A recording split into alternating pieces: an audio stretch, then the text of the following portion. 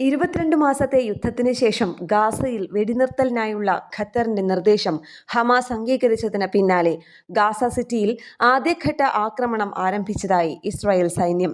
Gaza നഗരം മുഴുവനും പിടിച്ചെടുക്കാനും കൈവശപ്പെടുത്താനുമുള്ള ആസൂത്രിതമായ കരാക്രമണത്തിന്റെ പ്രാഥമിക നടപടികൾ ആരംഭിച്ചതായും അതിന്റെ പ്രാന്തപ്രദേശങ്ങൾ ഇതിനകം തന്നെ തങ്ങളുടെ പിടിയിലുണ്ടെന്നും ഇസ്രായേൽ സൈന്യം പുറത്തുവിട്ട റിപ്പോർട്ടുകൾ പറയുന്നു.